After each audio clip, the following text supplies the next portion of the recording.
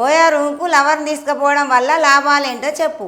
అసలు OYO room అన్న పదం వింటేనే మొగాడిలో ఏదో తెలియని ఉత్సాహం మేడం.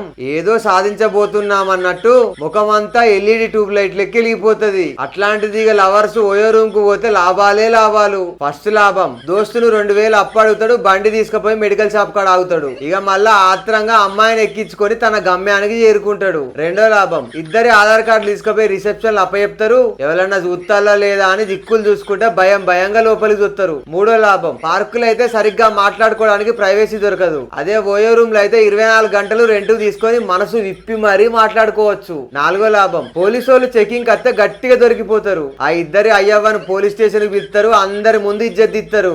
ఐదో లాభం, వాళ్ళిద్దరి ప్రేమ వల్ల పొల్ల ప్రెగ్నెంట్ అవుతుంది. ఆ తర్వాత వాళ్ళ ఇండియాలో వెళ్తే తోలు తీస్తారు. అందుకే లవర్స్ అందరు ఓయో రూమ్ కు పోవాలి, ఎంజాయ్ చేయాలి. ఈ వీడియోలో ఏదైనా తప్పుగా మాట్లాడితే దయచేసి క్షమించండి. అండ్ ఈ వీడియో గురించి మీరేమనుకుంటున్నారో కింద కామెంట్ లో రాయండి. మరిన్ని వీడియోస్ కోసం ఫాలో కొట్టండి.